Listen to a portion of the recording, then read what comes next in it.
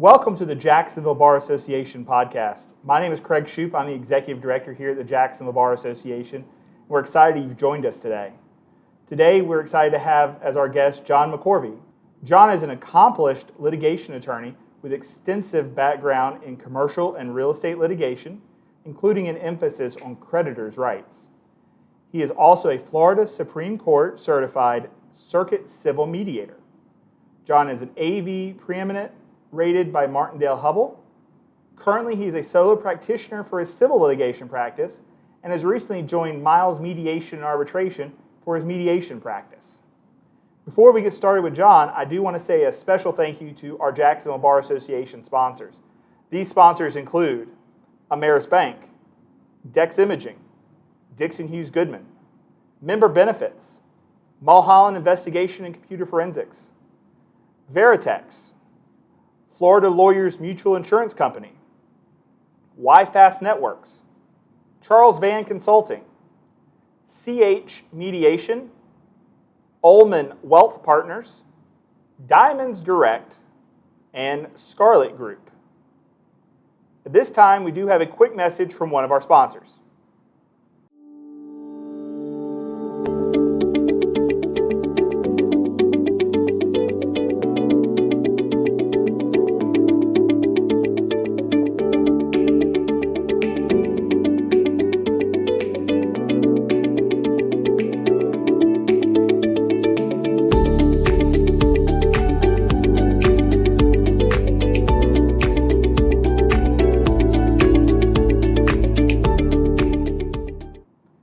We appreciate the support of all of our sponsors of the Jacksonville Bar Association.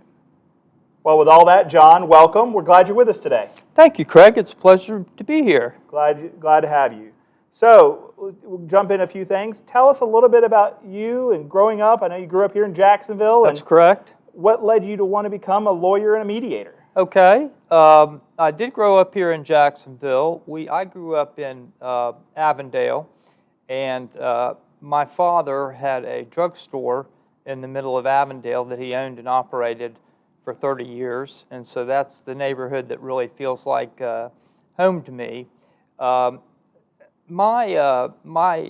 parents kind of helped me identify my academic talents as a youth, and I was definitely not a math science guy.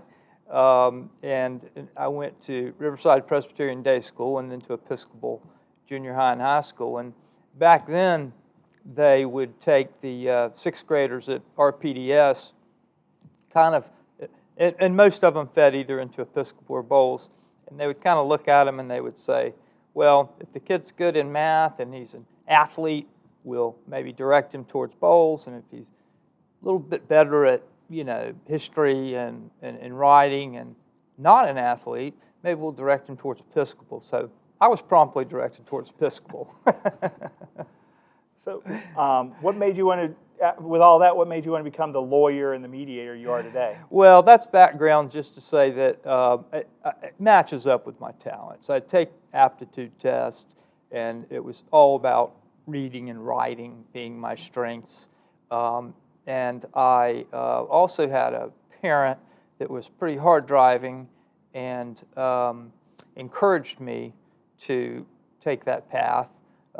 Grew up in a neighborhood with a lot of lawyers. They seem busy all the time. But so it was a combination of things. It was my own talents and advice from my parents and aptitude tests and that sort of thing. So tell us you've been practicing for a good number of years now? Yes, 31. So tell us in that practice, what's a exciting story from a trial or a case you were involved in? And then also tell us something about a mediation you've been involved in that you thought was very interesting. Sure, I'd be pleased to. Probably the most interesting case I've participated in was when I was at Rogers Towers, where I started practicing law in 1989, I believe it was, or 1990. And we actually had a case that involved finding a witness in India. The subject matter of the case also involved Pakistan. And so I was actually sent to India with nothing more than a Polaroid to find a witness in this case. And I did have help. The firm had arranged for a Harvard-educated lawyer to meet me. It just so happened that that lawyer's father in India was a law professor. And so it was a very twisty, curvy road to find the witness, and with some interesting stories that we don't have time for. But the bottom line was I found the witness, I brought back some evidence, and we settled the case. Wow. That's the furthest I've heard of anyone traveling for a case. So I'll have to start keeping track of that here through our podcast. Well, it was about 2 weeks, and I lost about 10 pounds because I couldn't handle the Indian food or the food in Pakistan, and I've never been so happy to find a Coca-Cola. But you asked about mediation as well, and I'll tell you about one that certainly wasn't my favorite, but I think it makes an interesting point about mediation and the importance of having a skilled mediator and the kinds of things that can come up in mediation. Now, I was in this mediation as a lawyer and not acting in the capacity of a mediator. But the case was a business dispute, which typically doesn't get that emotional as opposed to family law cases and cases that are more personal in nature. But my client actually just kind of had a short fuse. And we took a break at one point during the mediation. He went out to get some fresh air. What we didn't know is he stopped by his car, and specifically the glove compartment, and grabbed a gun. Oh. Yeah. And so he came back to the mediation, unbeknownst to me, of course, and we were probably 5-10 more minutes into it when the gun came out. And he was angrily waving it, and it didn't take that mediator a millisecond to terminate the mediation and declare an impasse. And so, unfortunately, when emotions run high in any kind of case, you have to be ready for just about anything at mediation. Now, that's a rarity. That's an extreme example. But there have been cases like that. And so it's very important to have a skilled mediator and one who knows when it's time to call it quits. Wow. That must have been that's a very intense. It was quite an intense situation. Wow. So, John, I know you've always been involved with the JaxBar, and we're going to talk about some of your reasons and why you think it's important. But very recently, you helped put together our 2021 Certified Mediators Conference that we host annually. You did a lot of work for that. You want to talk a little bit about that? And then I know we can also, it's still available on our website at jaxbar.org. So if somebody's looking for some both CLE and CME credits, they can still go and get it if they missed it in person. But you want to highlight that a little bit for us? Certainly. And that's another one of the wonderful things about the JaxBar Association. A lot of times mediators have a hard time getting those CMEs and CLEs. And there's a big conference in Orlando every year, but that involves traveling to Orlando, the expense of a hotel, and all that sort of thing. So the program in Jacksonville through the JaxBar is designed that if you attend that annually, you'll have all the credits you need when it comes recertification time. As far as putting the seminar together, I greatly enjoyed it and had a lot of help. And I had a lot of help from your program director, Carla, who is just a delight to work with. Blaine McCarthy helped me quite a bit. Blaine and I have been friends for 20 years. Our wives met first, and then they started talking about their husbands, and we're both 7-year Stetson guys, and so we got together and quickly formed a friendship, and Blaine was quite helpful. And then just some of the mediators I had met at the Orlando conferences, I tried to kind of cherry pick the ones with the best programs, mm-hmm.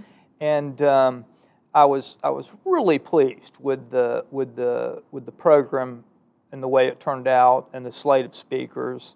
And we had Christy Foley, who is chairwoman of the MEAC committee, the Mediation Ethics Advisory Committee.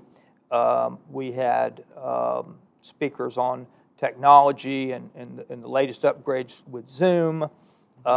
We had kind of a open Q&A with Bob Coles and Tim McDermott.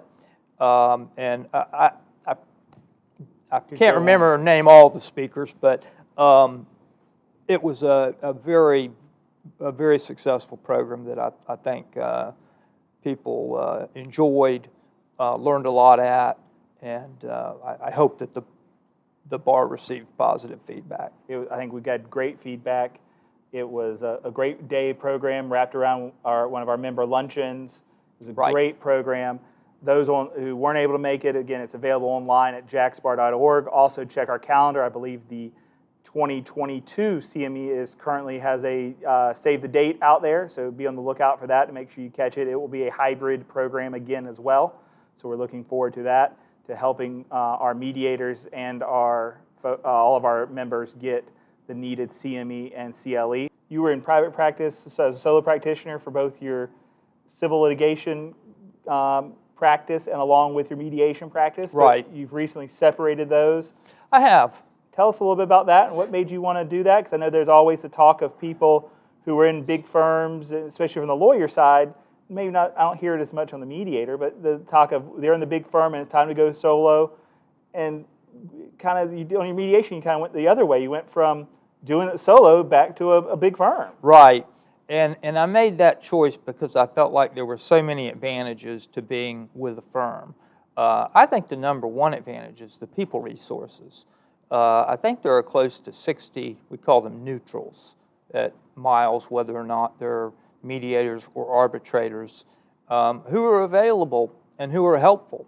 If you ever need to ask any questions or get feedback, let's say you may want to ask one, have you ever mediated a case of this nature, and what approach did you find was successful? What things worked, what things didn't work? So I think the people resources for me was the number one reason. Number two is Miles prides itself on truly being miles above the rest, is the slogan, and they just do a first-rate job with every aspect of the mediation, from scheduling to the mediation itself to the food. We don't just bring in Jimmy John's, we actually have hot buffets, and it's premier service, I guess you'd sum it up as saying. And the final factor was that, as you've mentioned, most mediators kind of operate independently. And that's how it's been in Jacksonville since I've been mediating. I've been practicing law 31 years. I've been mediating since 2008. And while some firms have a presence in Jacksonville, they don't have dedicated offices. So Miles Mediation and Arbitration is the first mediation firm to come to Jacksonville and actually lease dedicated offices. And so we have offices at South Point on Salisbury Road that are dedicated strictly to mediation and arbitration. So you don't have to worry about finding a forum to mediate, whether it be to go to a lawyer's office and mediate, because sometimes that creates problems with litigants. They feel like if you go to one lawyer's office, it's kind of like that it's their home court, and they don't want to do that. So sometimes people will have mediations at court reporter offices. There is a mediation center here in Jacksonville that mediators share, but not one that's owned by a single firm and dedicated to mediations and arbitrations by that firm. And so those were things that impressed me greatly, and I felt really privileged to be asked to join the inaugural panel. That's great. I know you've also been involved for a very long time with the Jacksonville Bar Association. Right. Tell us why you think it's important for folks to be involved in the Jacksonville Bar? I think it's essential. I've been a member of the JaxBar ever since I started practicing law, and I think it's essential for several reasons. First and foremost, to get to know your colleagues. As a member of the JaxBar, you attend various functions and events, and you get to know the other lawyers in town, and you get to find out who is at what firm and what their practices are. So maybe if it's something you don't do, you can know who to refer the case to, even though obviously the bar has an outstanding lawyer referral service. And it's also, I think, to get a feel for the collegiality of the bar in this part of the state. And I have handled cases throughout the entire state, and we are special in Northeast Florida. We make a special effort to be professionals, to exhibit professionalism in all aspects of our practice in dealing with not only with the court, of course, but also in dealing with other counsel on the case. There are a number of fun programs to participate in. The JaxBar does a lot of good in the community. Young lawyers have a lot of projects that they are active in that benefit the community. I was actually president of the Young Lawyers section a very, very long time ago when I was a young lawyer, but I enjoyed that greatly and learned how important it was to maintain membership in the bar. So knowing all of that, and as we've had more Zoom court and Zoom mediations, we're seeing folks from all over the state starting to come here and expanding some of their practices. What do you have to tell as advice to either new lawyers and mediators who are just being admitted, or to somebody coming from another part of the state that they should know about practicing both as a lawyer and as a mediator here in the Fourth Circuit? Right. Well, I think I would start with joining the bar, the JaxBar Association, because of the resources available to lawyers who are new to this area. And I would start also with making sure you read the administrative orders that control the practices and procedures of the courts, because there are 67 counties in Florida, and I think there are 20 circuits now, and everyone is different, and everyone has different administrative orders that require the lawyers to do certain things a certain way, and so I would certainly want to do that. And even on the mediation side of things, we now have an administrative order that we attach to a notice of mediation that kind of explains some things about mediation, sets forth some of the rules and the parameters of mediation, and kind of educates the participants and the lawyers in some cases, not just the litigants, on the mediation process. And so knowing local practices and procedures are important as a lawyer and as a mediator, and I think that the best place to find those are the administrative orders. That's always a very good, and folks can also find the administrative orders on the Clerk of the Court's website at duvalclerk.com. Absolutely. So we've got really one last question we're kind of starting to ask everybody. It's a fun way to kind of start wrapping up these conversations. What is a favorite place or places that you like to have dinner with your family at? Well, it has to be places because it depends upon how highbrow we're going to go. And my rule in general is I don't like a meal. We have one daughter, she's 16, and I try to keep meals under $40 with a tip. So I guess I'm kind of cheap that way. We love Harpoon Louie's, kind of in the Avondale area. When you just want a cheeseburger or some chicken wings or something like that. If we want to go somewhere a little nicer, I love Biscotti's. They've been around a long time, and they are just consistent. So you always have a good meal at Biscotti's. They don't play with the menu a whole lot, but what they do, they do well.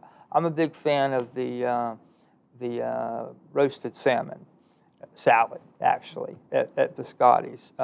If we really, really, really want to take it up another notch, I enjoy Three Forks out at Tapestry Park. I've had some delicious steaks out there, and their bread pudding is excellent. Okay. A few more new places for me to try as we keep adding to this list with all of our guests. Looking forward to trying. All the years I've born and raised here in Jacksonville myself, and never been to Harpoon Louie's. Well, So, you got to try it. I've driven past it, but never stopped. So I'll have to make sure to stop. Good burger, good wings. That sounds great. So John, as we're wrapping up, if somebody wants to call you maybe to refer a case or to refer a mediation, what's the best way to get a hold of you? I think on the internet, milesmediation.com, all of the neutrals are listed along with our calendars. And so you can actually schedule, you